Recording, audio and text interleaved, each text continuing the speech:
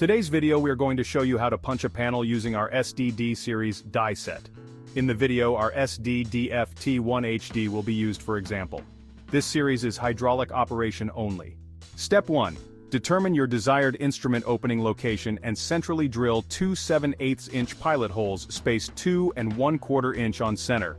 Tip: the SDD punch can make a good template when orientating and marking where to drill the pilot holes. Step 2. Assemble the punch with the two supplied 5/8" stripper bolts as shown and insert into the pilot holes. Then slide the die base portion of the punch over the stripper bolts. Note: ensure bolts are lightly lubricated, any grade of motor oil will work fine. Step 3.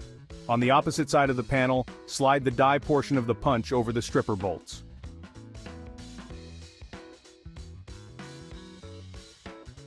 Step 4.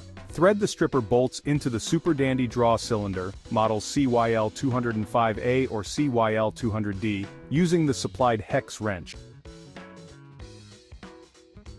Step 5. Connect the pump hose quick fitting to the cylinder quick fitting, making sure they are fully seated into each other. Our Super Dandy die draw cylinders may also be used with other manufacturers' pumps with the proper couplings. Warning: do not overdrive the pump. Injury or damage may result.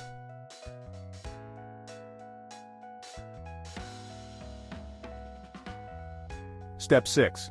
Operate the pump until the punch has been completed. Note: make sure you hold the cylinder and die assembly as it will free itself from the panel as the punching operation is completed. Step 7. Release hydraulic pressure to the cylinder and remove the shoulder stripper bolts from your Super Dandy die.